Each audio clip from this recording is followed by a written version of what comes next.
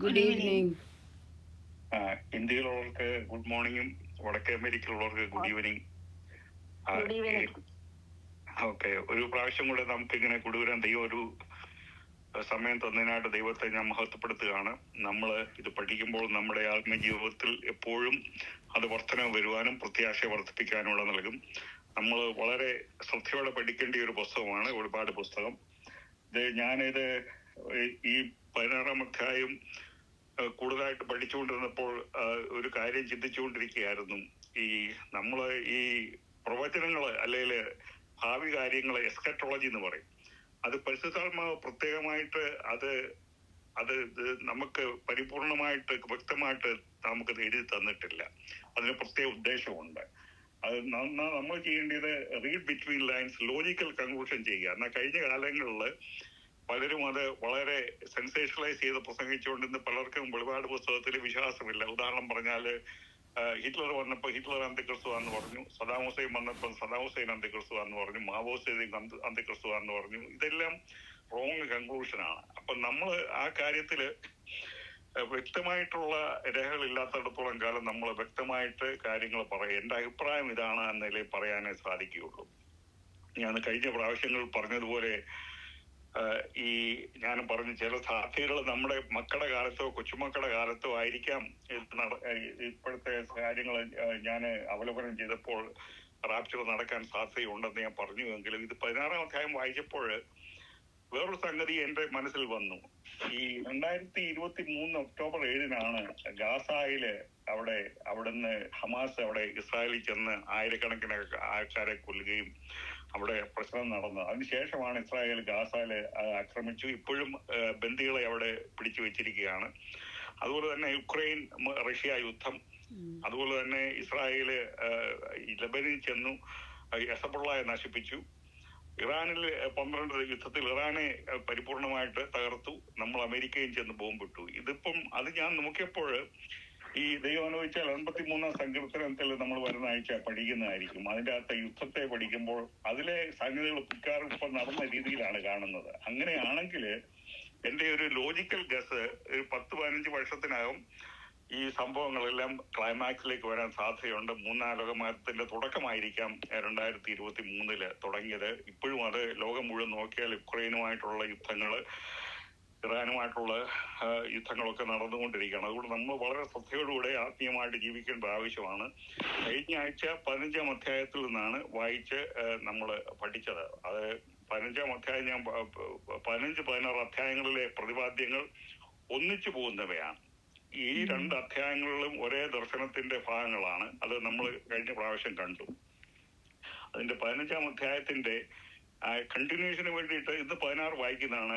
നിങ്ങൾ ആരെങ്കിലും 15-ന്റെ അന്ന് എഴുതിയിട്ടില്ല, അവസാനത്തെ 5 മുതലുള്ള 8 വരെയുള്ള വാക്യങ്ങൾ നിങ്ങളൊന്ന് വായിച്ചാൽ നമ്മൾ കണ്ടിന്യൂറ്റിക്ക് വേണ്ടി. അതിനുശേഷം ഞാൻ ഏതാനും വാക്യങ്ങൾ പറഞ്ഞതിന് ശേഷം 16-ാം അധ്യായത്തിലേക്ക് പ്രവേശിക്കാം. ആദ്യമായിട്ട് 15-ന്റെ 5 മുതൽ 8 വരെയുള്ള വാക്യങ്ങൾ. ഇതിന് ശേഷം സ്വർഗത്തിലെ സാക്ഷ്യകൂടാരമായ ദൈവാലയം തുറന്നത് ഞാൻ കണ്ടു. 7 ബാധയുള്ള 7 ദൂതന്മാരും ശുദ്ധവും ശുഭ്രവുമായുള്ള ശണവസ്ത്രം ധരിച്ചും മാറത്ത് പൊൻകച്ച കെട്ടിയും കൊണ്ട് ദൈവാലയത്തിൽ നിന്ന് പുറപ്പെട്ടു വന്നു. അപ്പോൾ 4 ജീവികളിൽ ഒന്ന് എന്നേക്കും ജീവിച്ചിരിക്കുന്ന ദൈവത്തിന്റെ ക്രോധം നിറഞ്ഞ 7 പൊൻകലശം ആ 7 ദൂതന്മാർക്ക് കൊടുത്തു. ദൈവത്തിന്റെ തേജസ്സും ശക്തിയും ഹേതുവായിട്ട് ദൈവാലയം പുക കൊണ്ട് നിറഞ്ഞു. 7 ദൂതന്മാരുടെ ബാധ 7 കഴിവോളം ദൈവാലയത്തിൽ കടപ്പാൻ ആർക്കും കഴിഞ്ഞില്ല. Thank you very much, appreciate. ഈ ലോകാവസാന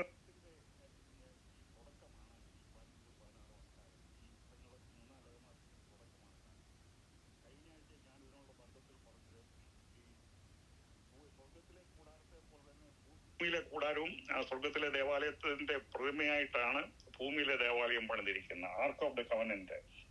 അത് അതിൻ്റെ അകത്ത് നിയമപ്പെട്ടകം എന്ന് പറയും. ആ നിയമപ്പെട്ടകത്തിൽ ഒരു കൃപാസനമുണ്ട് ഭൂമിയിൽ. എന്നാൽ സ്വർഗത്തിലെ നിയമപ്പെട്ടകത്തിൽ അത് കൃപാസനം അത് ന്യായവിധിയുടെ പെട്ടകമായിട്ട് മാറിയിരിക്കുകയാണ്. അതാണ് നമ്മൾ 15-ഉം 16-ഉം അധ്യായത്തിൽ കാണുന്നത്. അപ്പൊ ഞാൻ നിങ്ങളോട് ചോദിക്കുകയാണ്, അപ്പൊ നിയമപ്പെട്ടകത്തില് ഭൂമിയിലെ 3 സാധനങ്ങൾ പട്ടകത്തിലുണ്ടായിരുന്നു. നിങ്ങൾക്ക് അത് ഏതാന്ന് ഓർമ്മയുണ്ടോ? അത് ഒക്കെ മന്നായെ പിന്നെ അഹരോന്റെ തളിർത്ത വടിയെ അല്ലേ 10 കൽപ്പന. ഓക്കെ. അപ്പം ഒന്നാമത് ദൈവം മോശയ്ക്ക് നൽകിയ പിന്നെ 10 കൽപ്പന. രണ്ടാമത്തെ കൽപ്പനയാണ്. ആദ്യത്തെ മോശ പൊട്ടിച്ച് കളഞ്ഞല്ലോ, ആദ്യത്തെ കൽപ്പന കൊടുത്തത്. പിന്നെ രണ്ടാമത് ദൈവം എഴുതിക്കായിരുന്നല്ലോ.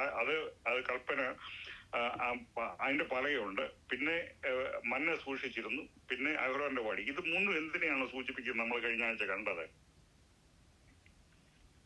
പാപത്തെ കാണിക്കുന്നു, വലിയ സ്പിരിറ്റിനെതിരെ ദൈവത്തിന്റെ റിബല്യനെ കാണിക്കുന്നത്. Very good.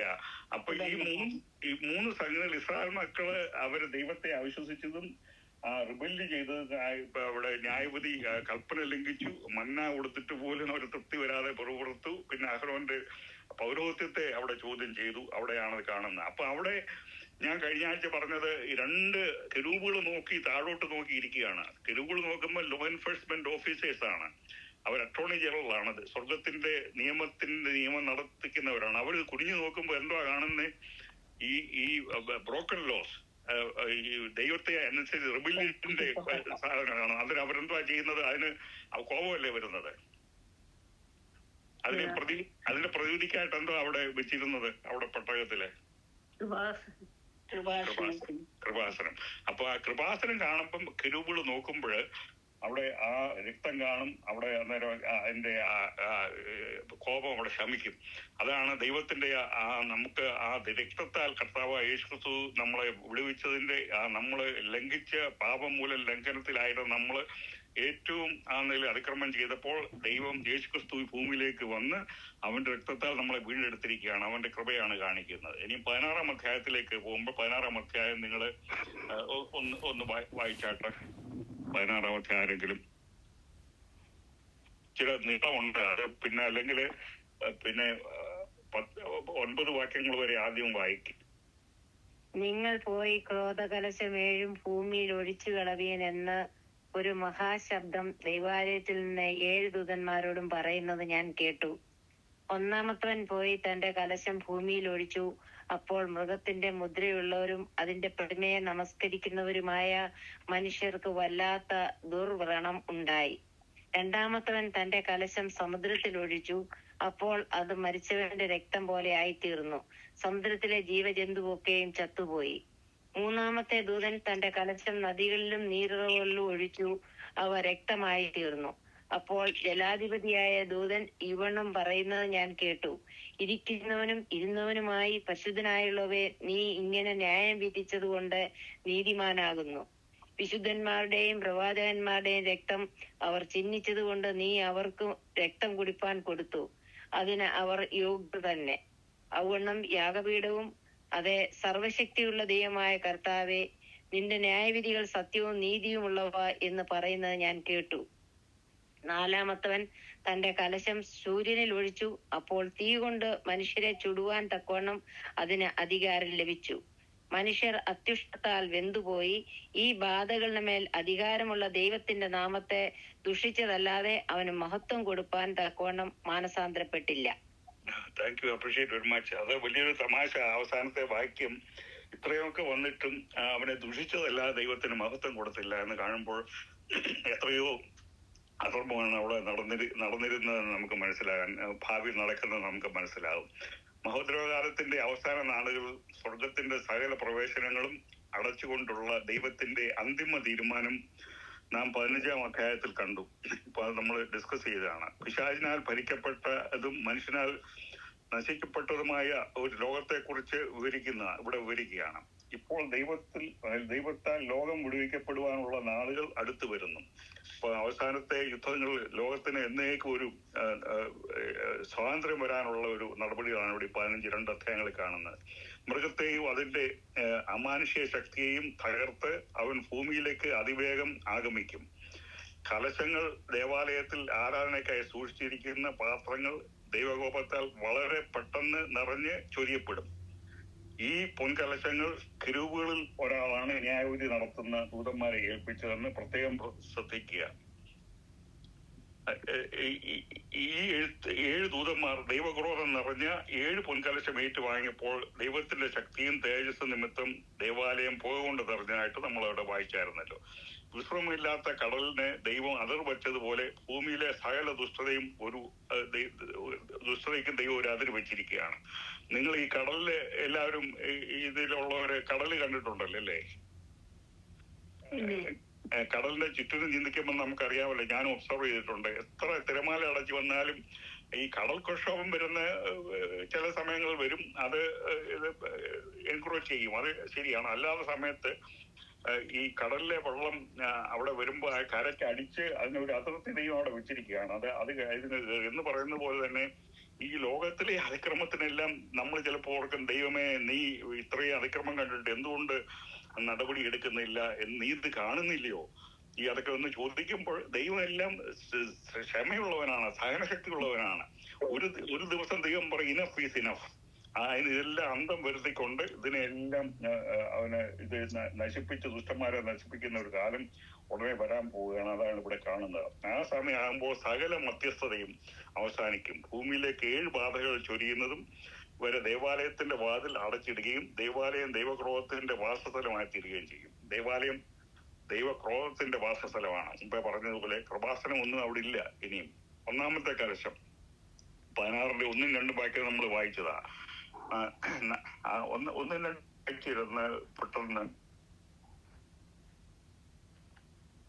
നിങ്ങൾ പോയി ക്രോധകലശം 7 ഭൂമിയിൽ ഒഴിച്ചു കളവീൻ എന്നൊരു മഹാശബ്ദം ദൈവാലയത്തിൽ നിന്ന് 7 ദൂതന്മാരോടും പറയുന്ന ഞാൻ കേട്ടു. ഒന്നാമത്തവൻ പോയി തന്റെ കലശം ഭൂമിയിൽ ഒഴിച്ചു. അപ്പോൾ മൃഗത്തിന്റെ മുദ്രയുള്ളവരും അതിന്റെ പ്രതിമയെ നമസ്കരിക്കുന്നവരുമായ മനുഷ്യർക്ക് വല്ലാത്ത ദുർഭരണം ഉണ്ടായി. Thank you. അപ്പൊ ഈ ലോകത്തിൽ അനേക ജീവൻ രക്ഷാ മരുന്നുകളുണ്ട്, ഇന്ന് കണ്ടുപിടിച്ചിട്ടുണ്ട്. ഉണ്ടെങ്കിൽ ഭേദമാക്കാൻ കഴിയാത്ത അനേകം പല രോഗങ്ങൾ ഇന്നും ഉണ്ട്. ഇന്ന് ചികിത്സയില്ലാത്ത ഏത് രോഗങ്ങളൊക്കെ നിങ്ങൾ മെഡിക്കൽ ഫീൽഡിൽ വർക്ക് ചെയ്യുന്നവരാണല്ലോ മിക്കവാറും പേര്. ഏതൊക്കെ രോഗങ്ങളാണ് ചികിത്സയില്ലാത്ത രോഗങ്ങള്?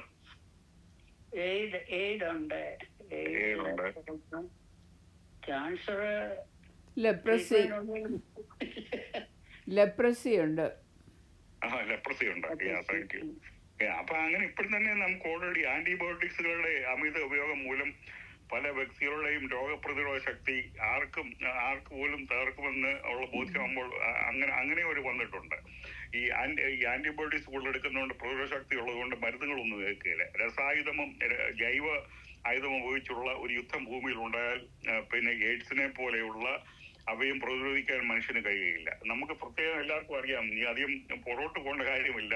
ഏതാനും വർഷങ്ങൾക്ക് മുമ്പ് പിന്നെ ഇത് കോവിഡ് വന്നില്ലേ? കോവിഡിന് എന്തോ ചികിത്സയൊന്നും ഇല്ലായിരുന്നല്ലോ. അപ്പം അത് ഈ വാക്സിനേഷൻ എടുത്തവർ തന്നെ പെട്ടെന്ന് മരിക്കുന്ന അതൊന്നും അങ്ങനെ യഥാർത്ഥത്തിലൊരു ട്രീറ്റ്മെന്റ് ഒന്നും വന്നില്ല. കോവിഡ് എങ്ങനെ ഉണ്ടായെന്ന് അറിയാമല്ലോ അല്ലേ? സൂപ്പർ ബാക്ടീരിയ മനുഷ്യനുണ്ടാക്കിയതാണ്. അവിടെ വുഹാൻ ലാബില് അവിടെ പരീക്ഷണം ചെയ്ത് അങ്ങനെ ഭാവിയില് ഇപ്പം തന്നെ പല രാജ്യങ്ങളിലും അതുപോലെ ഇറാന് ന്യൂക്ലിയർ ബോംബ് ഉണ്ടായ ഇസ്രായേലിനെ നശിപ്പിക്കുമെന്ന് പറഞ്ഞ പോലെ ഇതിങ്ങനെയുള്ള മോശമായ രാജ്യങ്ങള് ദൈവത്തിലും ഒന്നും വിശ്വസിക്കാത്ത ആൾക്കാര് ആന്ത്രാക്സ്, സ്മോൾ പോക്സ്, പ്ലേഗ് ഇതിന്റെ എല്ലാം ലാബില് വർദ്ധിപ്പിച്ചുകൊണ്ടിരിക്കുകയാണ്. അതൊക്കെ വന്നാൽ ഇതിനൊന്നും ഒരു മരുന്നില്ല. അപ്പം ഇവിടെ കാണുന്നത് ഈ അന്തിക്രിസ്തുവിന്റെ ആൾക്കാർക്കെല്ലാമാണ് ഈ വ്രണം വരുന്നത്.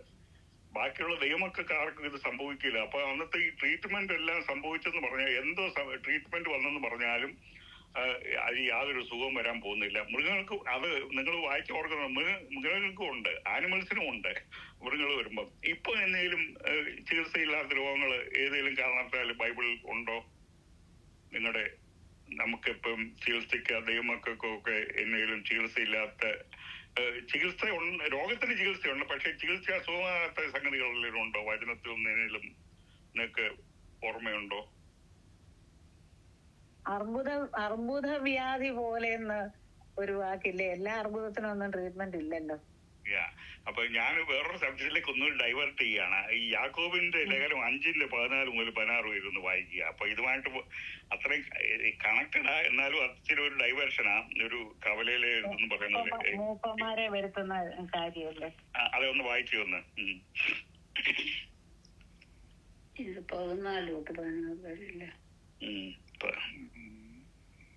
നിങ്ങളിൽ ദീനമായി കിടക്കുന്നവൻ സഭയിലെ മൂപ്പന്മാരെ വരുത്തട്ടെ.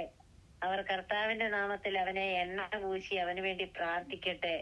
എന്നാൽ വിശ്വാസത്തോടുകൂടിയ പ്രാർത്ഥന ദീനക്കാരനെ രക്ഷിക്കും. കർത്താവ് അവനെ എഴുന്നേൽപ്പിക്കും. അവൻ പാപം ചെയ്തിട്ടുണ്ടെങ്കിൽ അവനോട് ക്ഷമിക്കും. എന്നാൽ നിങ്ങൾക്ക് രോഗശാന്തി വരേണ്ടതിന് തമ്മിൽ പാപങ്ങളെ ഏറ്റുപറഞ്ഞ് ഒരുവന് വേണ്ടി ഒരുവൻ പ്രാർത്ഥിപ്പീൻ. നീതിമാന്റെ ശ്രദ്ധയോടുകൂടിയ പ്രാർത്ഥന വളരെ ഫലിക്കുന്നു. Thank you very much. ഈ വേദപുസ്തകത്തിൽ നമ്മള് ഈ ഒരു വാക്യം എടുത്തേച്ച് അത് അപ്ലൈ ചെയ്താല് പിന്നെ വലിയ പ്രശ്നമാണ് വരുന്നത്. ഈ ബൈബിളിൽ ദൈവത്തിന്റെ പ്ലാൻ എന്തുവാണ്, ഉൽപ്പത്തി മുതൽ വെളിപാട് വരെ ഓവറോൾ ആയിട്ട് നമ്മളത് മനസ്സിലാക്കിയില്ലെങ്കിൽ നമ്മൾ ഇവിടെ സങ്കടത്തിൽ പണ്ടെടുത്തു നിങ്ങളുടെ കുഞ്ഞിനെ പാറയിൽ എടുത്ത് അടിച്ചു കൊല്ലുവനെന്ന് പറഞ്ഞ വാക്യം ഉണ്ടെന്നും പറഞ്ഞ ഒരാളെ ചെയ്തുപോലെ ഞാൻ കേട്ടിട്ടുണ്ടെന്ന് പറഞ്ഞതുപോലെ ഇതിലൊരു ഗൈഡ് ലൈനാണ്. നമുക്ക് രോഗം വരുമ്പോൾ ആദ്യം നമ്മൾ ചെയ്യേണ്ടത് എന്താണ്? അപ്പൊ ചിലരിപ്പം ഈ വിശ്വാസ വീരം പ്രാർത്ഥന വീരന്മാരെ ഇവിടെ കണ്ടിട്ടുണ്ട്, ഇവിടെ അമേരിക്കയിൽ ഞാൻ കണ്ടിട്ടുണ്ട്.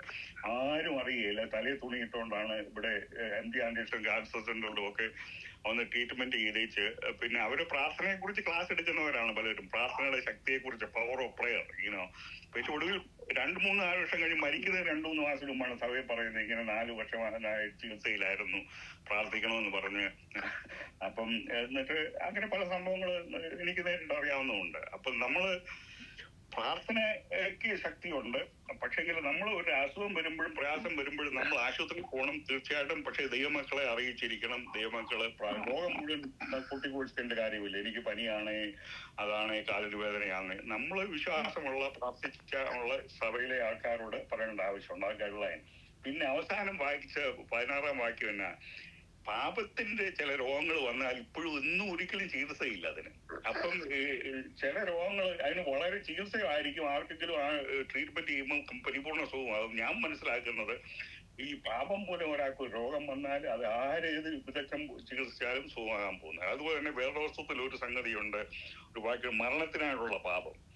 അപ്പൊ ചില പാപങ്ങള് നമ്മൾ ക്രോസ് ലൈൻ ചെയ്യുമ്പം ദൈവം വിളിക്കും, അവൻ മോനെ വിളിക്കും, അവിടെ ഈ ലോകത്ത് ദൈവം മാറ്റപ്പെടും. പക്ഷെ നമ്മൾ ശ്രദ്ധിക്കേണ്ട ഒരു സംഗതി, ഈ വിശ്വാസികൾ നമ്മൾ ചിലര് കൊച്ചിലെ മരിക്കുമ്പോൾ നമുക്ക് ഒരിക്കലും അവനെ മരിച്ചു നിന്നുകൊണ്ടാണ്. എന്തൊരു വിശുദ്ധന്മാര് ചെറുപ്പത്തിൽ തന്നെ മരിച്ചിട്ടുണ്ട്.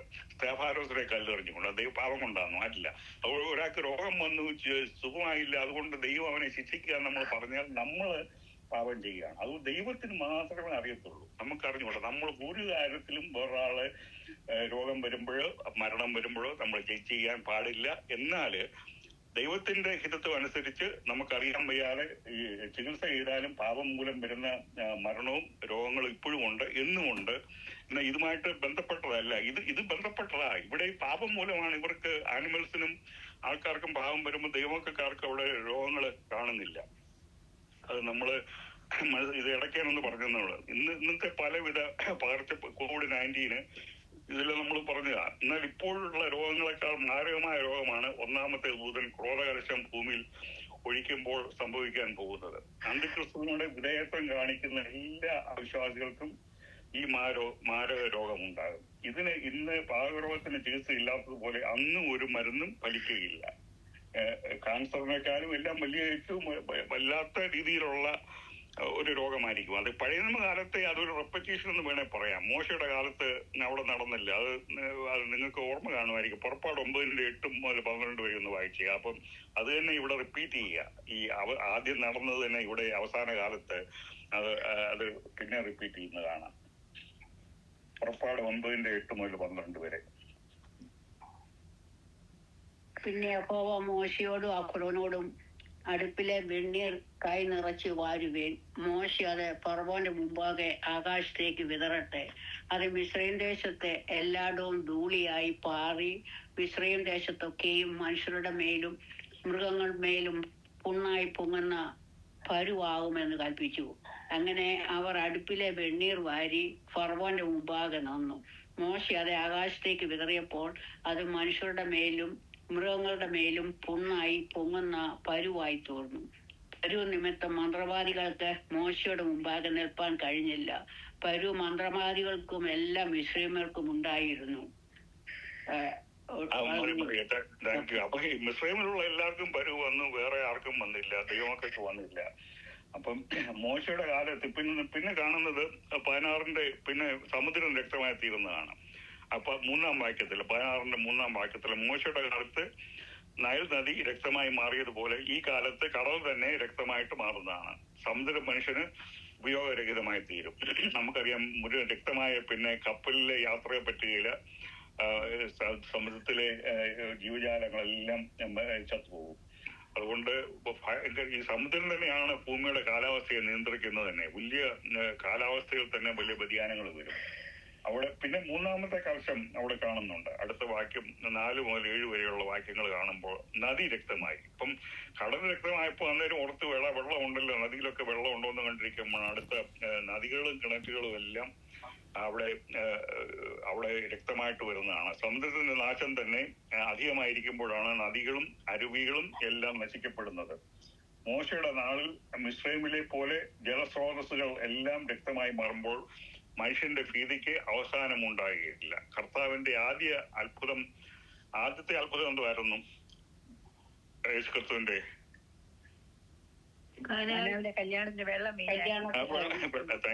വെള്ളം വീഞ്ഞാക്കുമായിരുന്നെങ്കിൽ ഇപ്പോൾ നേരത്തെ വെള്ളത്തെ രക്തമാക്കുകയാണ് ചെയ്യുന്നത്. അപ്പോഴത്തെ അത്ഭുതം അതാണ് വരുന്നത്. ദൂതന്മാർക്ക് പ്രകൃതിയുടെ മേൽ അധികാരമുള്ളതായി ഈ ഭാഗം സൂചിപ്പിക്കുന്നു. അപ്പൊ ഇവിടെ ഇത് വായിക്കുമ്പോൾ കാണാം, ഈ കാറ്റിനുമേൽ അധികാരമുള്ള ദൂതന്, ഈ ജലത്തിന്മേൽ നദിമേൽ അധികാരമുള്ള ദൂതനെന്ന് കാണുമ്പം ഞാൻ വേറൊരു കാര്യം ഞാൻ പണ്ട് പറയുന്ന പോലെ ഹിന്ദുമതത്തിലെ കാര്യങ്ങൾ ഓർക്കുകയാണ്. ഈ ലൂസിഫർ, ഇൻസൈഡ് ജോബ്, ഇതെല്ലാം ഇവിടുത്തെ ഹയറാർക്കി എല്ലാം സ്വർഗത്തിലെ അറിയാവുന്നതാണ്. അവണ് ഈ ഭൂമിയിൽ ഈ വീണതിന് ശേഷം ഈ ഗ്രീക്ക് മിഥോളജിയും ഇന്ത്യൻ മിഥോളജിയും ഈജിപ്റ്റ്, മിസ്രൈം, ബാബിലോണി മിഥോളജി എല്ലാം ഉണ്ടാക്കിയപ്പം അതിന്റെ ഒരു മിമിക്രി പോലെ ആണ് ചെയ്തിരിക്കുന്നത്.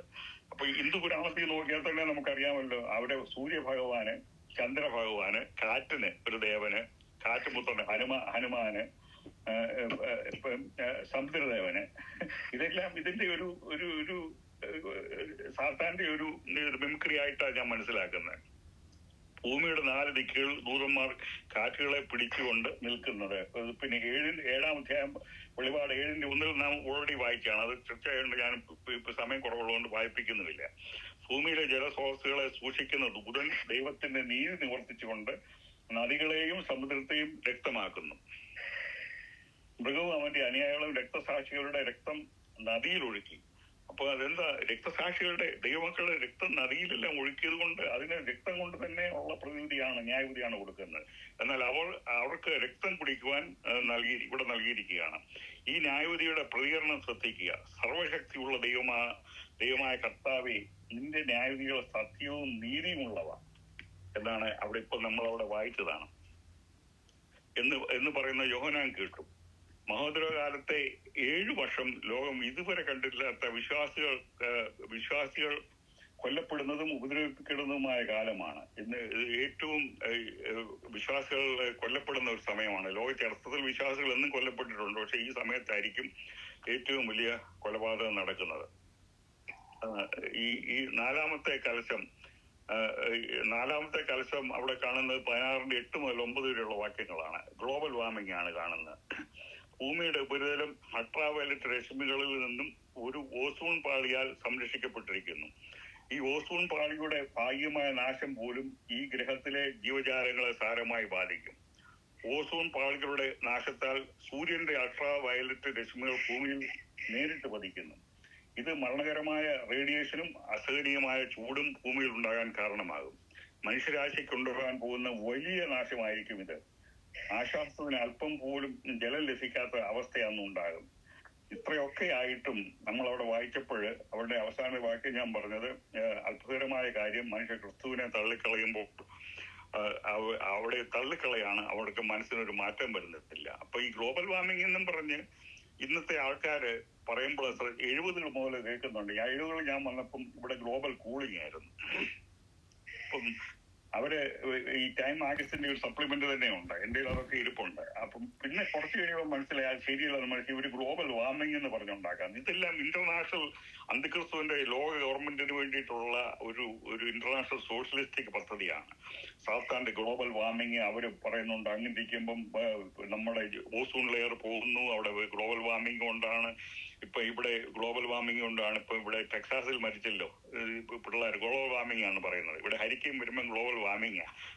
ഇപ്പൊ ഞാൻ പറയാറുണ്ട്, ഈ ചരിത്രം അറിയാമെങ്കിലുണ്ടല്ലോ, ഈ ഏത് ശാസ്ത്രജ്ഞനാന്ന് പറയാലും മണ്ടത്തരം പറയുമ്പോൾ മനുഷ്യരെല്ലാം മണ്ടത്തരം പറയുന്ന കൂട്ടത്തിലാണ്. എന്ന് പറഞ്ഞാൽ പൊതുവെ ഒരു ഡോക്ടർ പറയാ ഇന്ന അസുഖമാണെന്ന് പറഞ്ഞാൽ ഇപ്പം ഡോക്ടർ പഠിക്കാത്ത ഞാനോ നിങ്ങൾ ആരും ആ ഡോക്ടറെ എതിർക്കാൻ പോകുന്നില്ല. ഡോക്ടറെ ചിലപ്പോൾ നോബൽ പ്രൈസ് കിട്ടിയതായിരിക്കും. പക്ഷേ ആ ഡോക്ടർമാരും നമ്മൾ മനസ്സിലാക്കേണ്ട ഇവർക്കെല്ലാം ഗവൺമെന്റിൽ നിന്ന് സോഷ്യലിസ്റ്റ് അമേരിക്കൻ ഗവൺമെന്റിൽ നിന്ന് മില്യൺസ് ഓഫ് ഡോളേഴ്സ് അവർക്ക് കിട്ടുന്നുണ്ട്. അവർ ഇന്നത് അനുസരിച്ച് ചെയ്യണമെന്ന് പറയുന്ന അനുസരിച്ച് ഡേറ്റ മാനിപ്പുലേറ്റ് ചെയ്യുന്നതാണ്. ഉദാഹരണം പറഞ്ഞാല് കേരളത്തിലെ വെള്ളപ്പൊക്കം, ഏറ്റവും വലിയ വെള്ളപ്പൊക്കം എന്നായിരുന്നു? നിങ്ങൾ ഓർമ്മയുണ്ടല്ലോ, കൊച്ചിലെ മുതൽ നമ്മുടെ മാതാപിതാക്കൾ പറയുന്നത് 99 വെള്ളപ്പൊക്കം എന്ന് കേട്ടിട്ടുണ്ട്.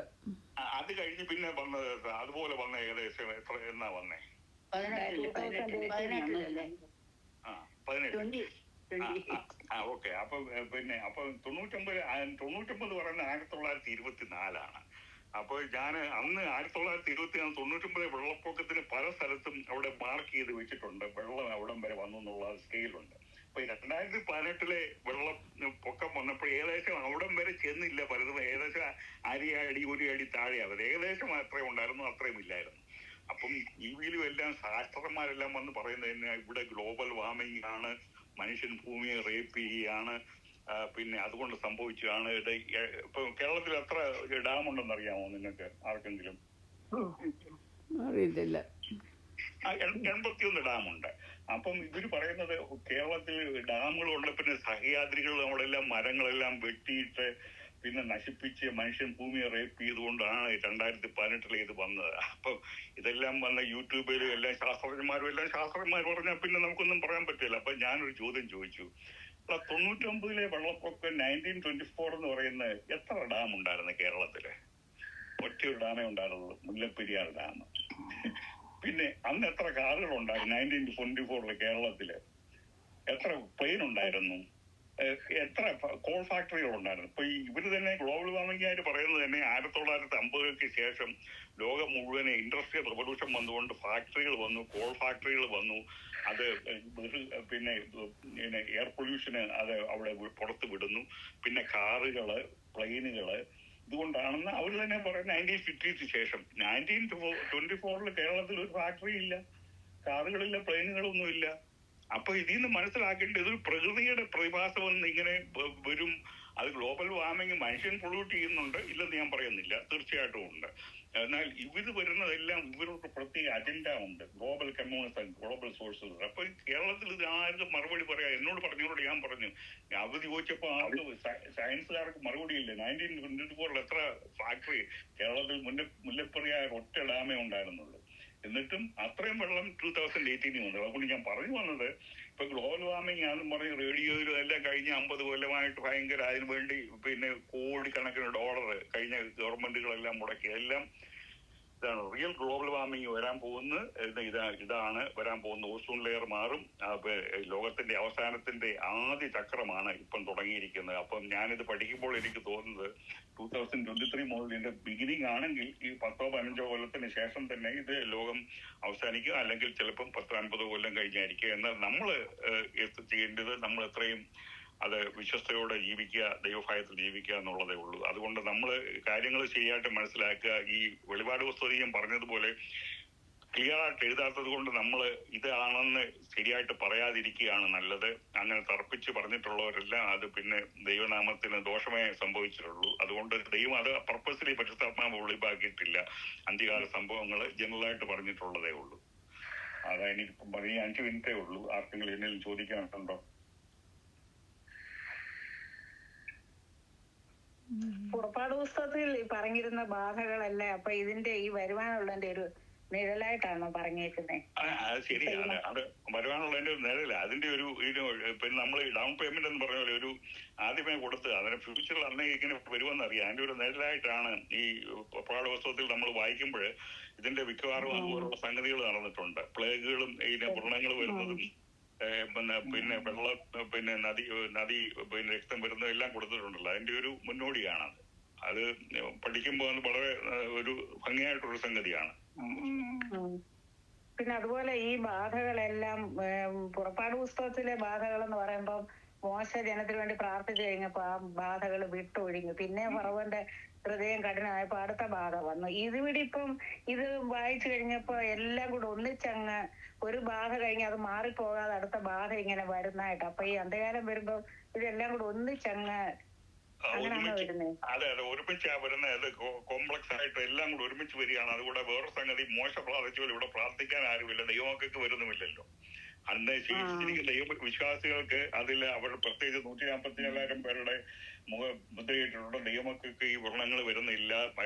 അന്തിക്രിസ്തുവിനെ അവന്റെ അനുയായികൾക്കാണ് ഇത് വരുന്നത്. അവരിത് വരുന്നത് കൊണ്ട് ഇപ്പം അവിടെ വായിച്ചു നിർത്തിയതാണല്ലേ, അത് ദൈവത്തെ ദൂഷിക്കുക ചെയ്യുന്നത്, എന്നാൽ പശ്ചാത്തപിക്കുകയല്ലേ ചെയ്യുന്നത്. അതുകൊണ്ട് എത്രയോ അവരുടെ ഹൃദയം കഠിനപ്പെട്ടു എന്നുള്ളതാണ്. അതാണ് ഇതിന്റെ വ്യത്യാസം. ഇതാണ് ഇത് യാതൊരു ട്രീറ്റ്മെന്റ്, ഇവരെല്ലാം വലിയ ടെക്നോളജി ഒക്കെ ഉണ്ടെന്നും പറഞ്ഞ് അതൊക്കെ ട്രീറ്റ്മെന്റ് ഒക്കെ ചെയ്യും, പക്ഷെ യാതൊന്നും ഫലിക്കാൻ പോകുന്നില്ല എന്നുള്ള സ്വർഗത്തിലെ ദൈവം ഇടപെട്ട് ന്യായവിധി വരുത്തിയിരിക്കുകയാണ്. ഇപ്പൊ ദൈവം ഇതിന്റെ അന്ത്യം വരുത്തിയിരിക്കുകയാണ്. ദൈവത്തിന്റെ ജനത്തെ ഉപദ്രവിച്ചത് ആയിരങ്ങൾ വർഷങ്ങളായിട്ട് ഉപദ്രവിച്ചതിന്റെ ഒരു അവസാനമായിട്ട് ദൈവം എനിക്ക് ഇനഫ് ഈസ് ഇനഫ് എന്നും പറഞ്ഞ അവിടെ ദൈവം അവിടെ ഫുൾ സ്റ്റോപ്പ് ഇട്ടിരിക്കുകയാണ്. ഇനി ഒരു രക്ഷയ്ക്കുള്ള ചാൻസ് അന്നേരം ഇല്ലായിരിക്കും അവർക്കല്ലേ? രക്ഷയ്ക്കുള്ള ചാൻസ് ഇല്ല. അവര് ഒന്ന് തിരസ്കരിച്ചു കഴിഞ്ഞാൽ പിന്നെ ഉണ്ടല്ലോ, ഹൃദയം കഠിനമായി കഴിഞ്ഞാൽ പിന്നെ എന്ന് പറഞ്ഞ പോലെ ഈ മഹാപീഡന കാലത്ത് അവിടെ വിശ്വസിക്കുന്നവർ വിശ്വസിക്കും, പിന്നെ എന്നാൽ വിശ്വസിക്കാത്തവരെ ഹൃദയം കഠിനമായിട്ട് അവർ തോന്നാലും ദൈവത്തെ ദൂഷിക്കുകയല്ലാതെ. എന്നാൽ ഒത്തിരി ആൾക്കാർ 144,000 പേരുടെ പ്രസംഗങ്ങൾ മൂലം, 2 സാക്ഷികളുടെ പ്രസംഗങ്ങൾ, ഈ മോശയുടെ ഏലിയാവിന്റെ മൂലം ലക്ഷക്കണക്കിന് ആൾക്കാർ ദൈവമക്കളായി തീരും. ഒത്തിരി പേര് കൊല്ലപ്പെടും. എന്നാൽ എല്ലാവരും കൊല്ലപ്പെടുകയില്ല. 1/3 രക്ഷപ്പെട്ട് അവിടെ സഹസ്രാബ്ദ 1000 ആണ്ട് വാഴ്ചയിലേക്ക് അവിടെ പ്രവേശിക്കും. അവരും അവരുടെ കുഞ്ഞുങ്ങളും എല്ലാം കൂടെ ഉൾപ്പെടെ. അതുപോലെ നമ്മൾ യാക്കോബിന്റെ ലേഖനത്തിൽ വായിച്ച ആ വാക്യം, നിങ്ങൾ ഒരുത്തൻ ദീനമായി കിടക്കുന്നെങ്കിൽ മൂപ്പന്മാരെ വരുത്തട്ടെ, അവൻ എണ്ണ പൂശി പ്രാർത്ഥിക്കട്ടെ എന്നൊക്കെ ഉണ്ട്. ഇപ്പൊ അതാരും ചെയ്യത്തില്ലല്ലോ, നമ്മളുടെ സഭക്കാർ പ്രത്യേകിച്ച്. അതെന്താ അങ്ങനെ? ഇപ്പം അതൊരു ജനറൽ ഗൈഡ് ലൈനാ പറഞ്ഞത്. ഇപ്പൊ വെച്ചാൽ ഇപ്പൊ ഞാൻ തുടക്കത്തിൽ അതാണല്ലോ, നമുക്ക് അസുഖം വരുന്നുടനെ നമ്മള് പറഞ്ഞ് പ്രാർത്ഥിക്കണം. അതുകൊണ്ട് എണ്ണ വെച്ചെന്ന് പറഞ്ഞാൽ അത് ഒരു കമാൻഡ് അല്ല, അത് അന്നത്തെ ഒരു സിസ്റ്റം. എണ്ണ വെച്ച് പ്രാർത്ഥിക്കുന്ന യൂതന്മാരുടെ ഇടയിൽ ഒരു സിസ്റ്റം ഉണ്ടായിരുന്നു, അത് വെച്ചെന്നേ ഉള്ളൂ. അതുകൊണ്ട് ഉടനെ അത് ഇപ്പൊ അങ്ങനെയാണെങ്കിൽ ഇപ്പൊ ഇത് ക്ലെയിം ചെയ്യുന്ന പെന്തക്കോസുകാരെ എല്ലാവരും പെന്തക്കോസിൽ വിശ്വസിക്കുന്ന ഡിവൈൻ ഹീലിംഗ് ശ്രമിക്കുന്ന ആർക്കും മറ്റുള്ളവരെക്കാൾ കൂടുതൽ ഹെൽത്തിയും വെൽത്തിയും ആയിരിക്കണം. അങ്ങനെയല്ലല്ലോ. അപ്പൊ അങ്ങനെ രോഗം സുഖമാകുന്നതുകൊണ്ട് ഇപ്പോഴും ഉണ്ട്, അത്ഭുതങ്ങൾ ഇപ്പോഴും നടക്കുന്നുണ്ട്. പക്ഷെ ഒരു കൂട്ടർ കുത്തകയല്ല. അത് എനിക്ക് നേരിട്ടറിയാം. എഴുമറ്റൂര് തന്നെ എനിക്ക് ദൈവമക്കളുടെ എന്റെ ജീവിതത്തിൽ തന്നെ അറിയാം. മിറക്കിൾസ് ഇപ്പോഴും ഉണ്ട്, രോഗസൗഖ്യം ഇപ്പോഴും ഉണ്ട്. പക്ഷെ ഞാൻ ആദ്യം തുടക്കത്തിൽ പറഞ്ഞ പോലെ അസുഖം വരുന്ന ഉടനെ നമ്മള് ആശുപത്രിയിൽ പോകണം. പക്ഷെങ്കിൽ ദൈവമക്കളെ വിളിച്ചറിയിച്ച് പ്രാർത്ഥിക്കേണ്ട ശ്രദ്ധയേറിയ പ്രാർത്ഥന ദൈവം ശ്രദ്ധിക്കും. തീർച്ചയായിട്ടും ആവശ്യമാണ്. അത് ആ ഗൈഡ് ലൈൻ, അതാണ് യാക്കോബിന്റെ ഞാൻ വായിച്ചിരുന്ന ആ ഗൈഡ് ലൈൻ പലരും ചെയ്യുന്നില്ല. പലരും ക്യാൻസർ ട്രീറ്റ്മെന്റ് 4 കൊല്ലം കഴിഞ്ഞാണ് അസംബ്ലി പറയുന്നത്. അതേ ഞാൻ ഉദ്ദേശിച്ചുള്ളൂ.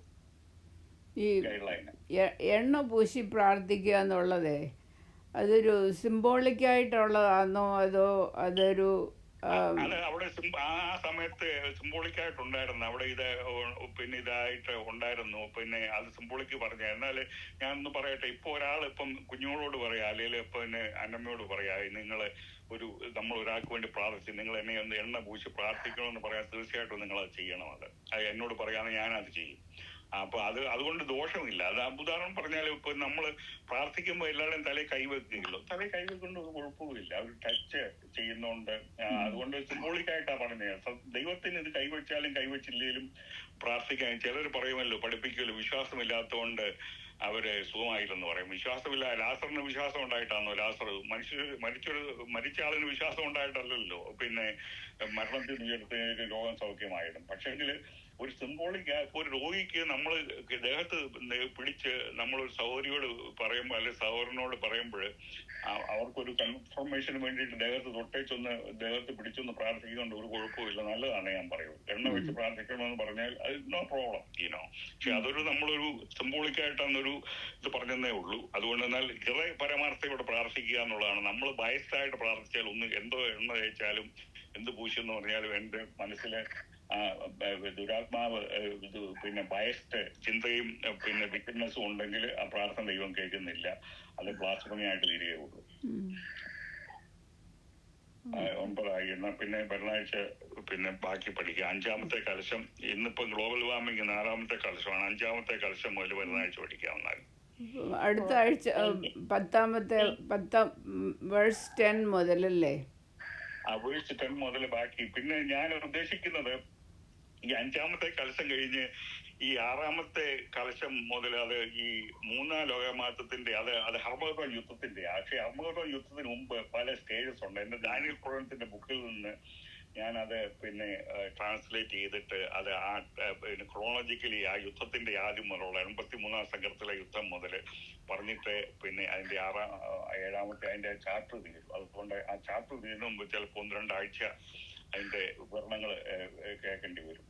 യുദ്ധത്തിന്റെ ആ സ്റ്റേജസ്, ഓരോ 3-ാം ലോകമഹായുദ്ധത്തിന്റെ സ്റ്റേജുകൾ.